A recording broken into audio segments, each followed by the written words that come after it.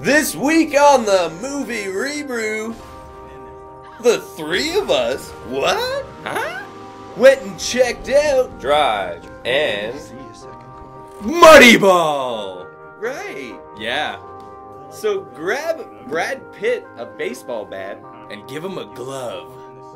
Because the Movie Rebrew is going to the baseball diamond. Take me out to the ball game. Me out.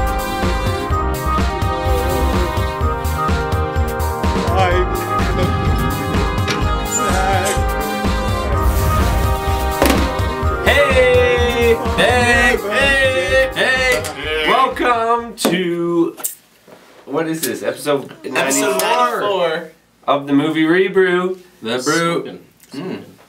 We got a good friend here. Jonathan Egger, everybody. Johnny. Friends, good to meet you. Cheers. Good to have you on the show. Bringing the love. Here we are. First off this week, we got two movies for you. First off being Drive. Drive. Drive! If I drive for you, you give me a time and a place. I give you a 5-minute window.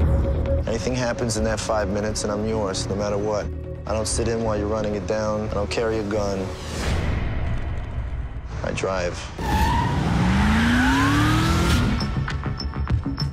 So you just moved to LA? No, I've been here for a while. What do you do? I drive. Drive features Ryan Gosling, starring role. He got his breaker eye? Yes. I don't know if he has his learner's No, in or the Mickey driver's Mouse license. Club, actually. He might not be With able Britney to Spears and drive Justin yet. Timberlake. I like them both. The only pictures I've seen of Ryan Gosling is him walking his dog, so I don't know if he actually owns a car. But this movie was pretty good. It rolls up into a tight, simplistic story about a guy who is existential in a way. He doesn't really talk much. He's a thinker. That's his whole character arc. He expresses with the way he exaggerates himself, the things that he does. His motives with his character is very well thought out. I like this movie a lot. It's pushed by its violence. The violence is very, very violent. And it takes a little while to get there, but you'll like it once you get there. In a whole, I think this movie is 4.5 out of 6 for me. I did like the gruesome factor to this movie, but that's... and how it looked. Ryan Gosling and the script, they weren't really there for me. Like, it wasn't 100%. It was one of the best looking movies I've seen this year for sure. The awkward silences, I couldn't really get 100% behind because they were so overly apparent in this movie. Like, they used it stylistically, yes, I get that, but it was a little over the top for me. So this one's getting 4 out of 6. I wanted so much for it to be an almost 6 out of 6 movie because I heard so much good press about this and stuff like that, but it just didn't hit the mark as much as I wanted it to. So yeah. It's a bit jarring, especially with the soundtrack. Like, it starts out with a very kind of like heist type soundtrack. Like, you think this movie is going to push to something more than it does, and then it breaks into that 80s kind of techno soundtrack, and which I like. Disjointed. And those awkward silences, yes. The silences were too much. It was a little much. A little much. Yeah. I'm gonna come in kind of in the middle. What did I give it? I gave it a 4. I found the awkward silences to be quite stylistic, which kind of made the movie for me. But Ryan Gosling's character was a little over the top because you didn't really know if he was really meaning to represent what he was actually representing. And it's easy for me to say because I actually did never watch the movie or know the synopsis or really have a clue of what was going on. Yeah. So I'm going to give it a 4. And, a solid 4. 4 to 6. Solid 4. That's from exterior sources. External. Coming from him. Oh! Jonathan Edgar. Did I introduce Jonathan Edgar already? Yeah, we did, Johnny. Kind of known as Mike Cat My cat? Not your cat, Mike Cat.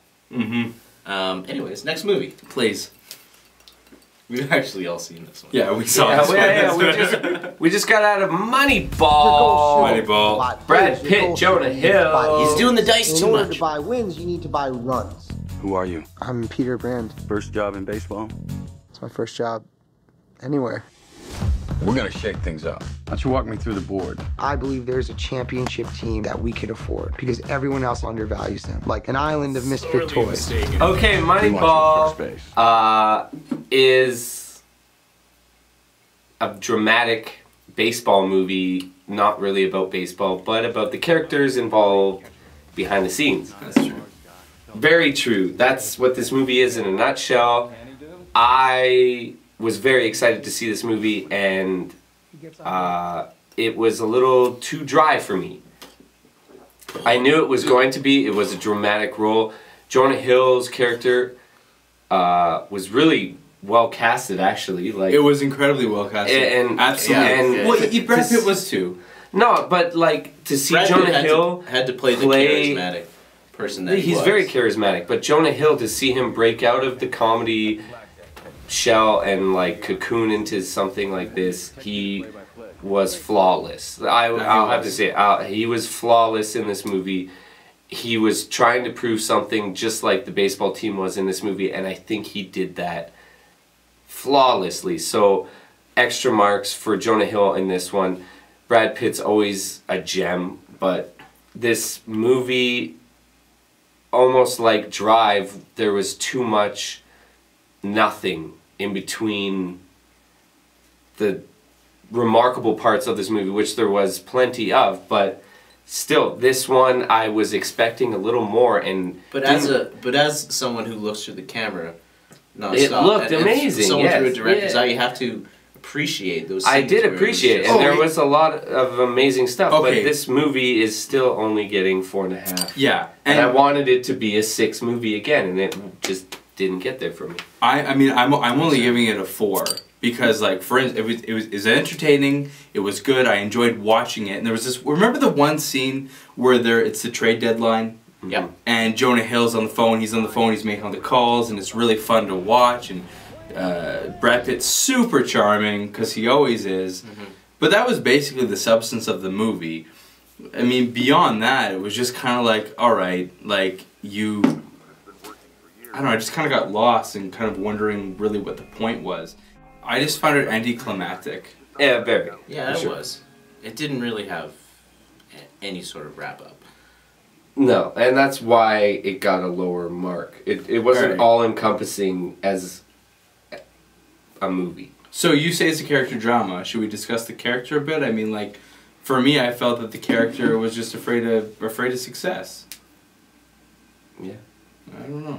What do you give it, Ben? He's still. What is Johnny? I give it. already did. Did you already give it? I give it 4 because I was entertained. A 3 Okay. if I wasn't. Well, I give it 5.5 because I actually really liked this movie.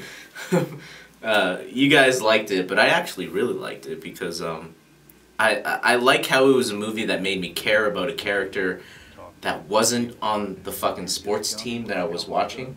You know what I mean? Like it. I'm not gonna say it reminds me of the Mighty Ducks because I don't give a shit about Emilio Estevez, but I'm just gonna say. Really? No, I don't care about Emilio Estevez. But I'm just saying it opened up a new door to what I think sports movies are. And I love how sports movies are filmed. I love how they're dramatized, especially during the games. And I know it's cliche to say like the guy's gonna hit the ball and it floats up in slow motion and everyone reacts in slow motion and the crowd is just like yelling and chanting, but it just kind of gets to me.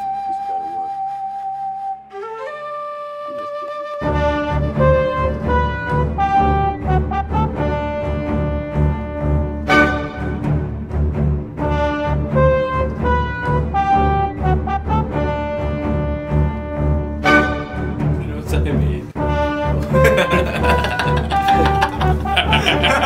Take a minute to talk about Johnny Depp's Johnny Depp. costume Johnny Depp's costume. in Tim Burton's new movie. Johnny Depp's costume. That's what it's called. I think his new movie is called Dark Shadows. Anyways, let's take a look at his new costume, shall we? Gay. Pop it up. Yay. It's right here. I don't know. I don't think it looks like every single Johnny Depp movies anyone's ever done, It's like including Johnny Depp. It's like a mashup of every costume he's ever had in a movie. Tim Burton movie, yeah. I would say every movie. Nope. There's a sequel coming out to The Shining, the movie that was made by Stanley Kubrick a little while ago. Stephen King, the original author of the book, is making a sequel. I'm trying to be as informative as I can because I'm a little drunk. The sequel is called Doctor Sleep. Fucking stupid title. It takes the little kid, Danny, 40 years later into the future. He's trapped in some sort of psychiatric ward where, in the future, there are psychic vampires that go around sucking out not blood, but psychic abilities from people. And they've honed in on Danny. Danny, the troubled youth that he was from the Shining movie previously. I gotta say, this seems really dumb in my books. Huge fan of the movie, the first one. Stephen King, you've gone off your rocker. You're a little old, you're a little creepy, and I don't want to really deal with you anymore because your books suck. Anyways, Dr. Sleep, coming out soon to a theater near you. Don't see it ever. Back to you, Rick.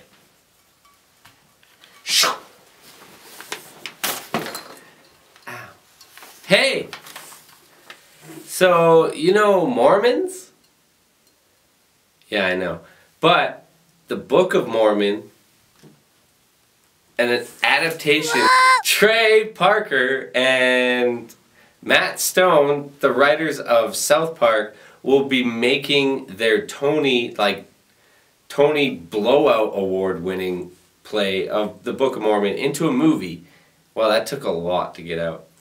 Into a movie. But it will be made into a movie. All I have to say is if it's anything to do with like Team America and other movies made by these people, all I can say, and I like to say all I have to say, because all I have to say is if it looks and feels anything like those movies, all I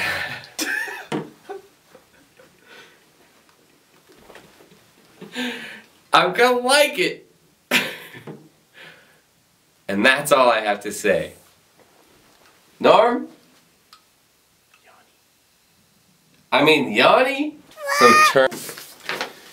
Straight out of Compton's, motherfucker, and I mean that with the most respect of anyone, because Peter Singleton, who directed Boys in the Hood, is being considered, or perhaps is considered, for the director of the biopic NWA. Just a little shot for my homies. No big deal.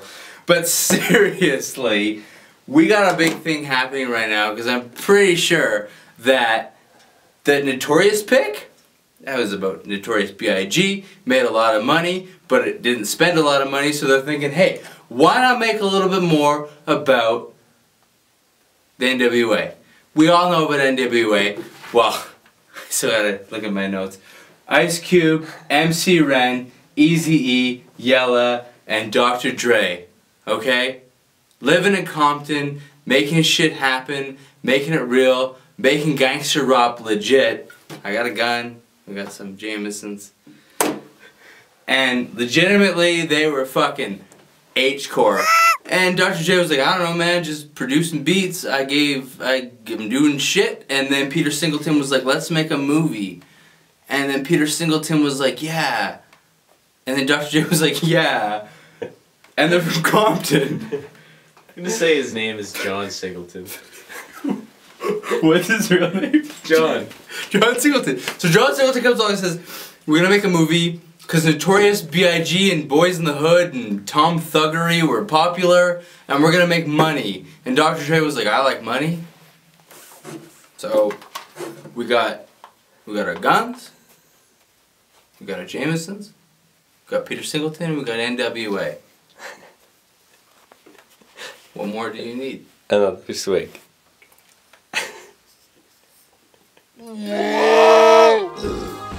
Hey, thank you for watching the Movie Buzz News. The Buzz. Nice.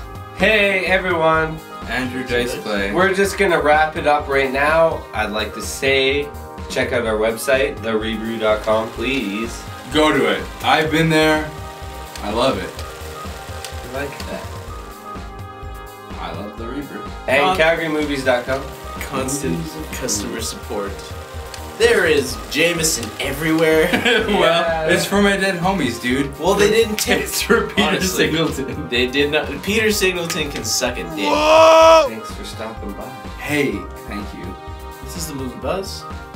This is our show ending. I think we all need to take a fucking swig of the Jamesons for our homies. No, Passed away. You can't not say thanks.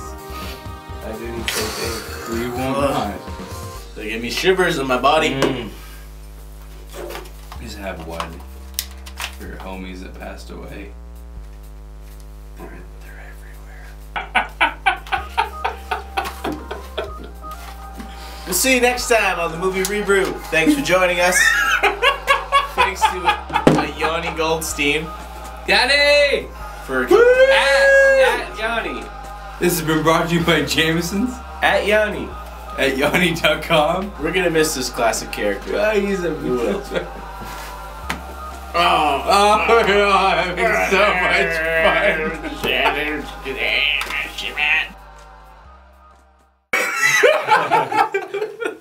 So in Donnie Darko, when he becomes Donnie Brasco, he gets that Medal of Honor, and everyone's just like, man, he did so much better. Whoa!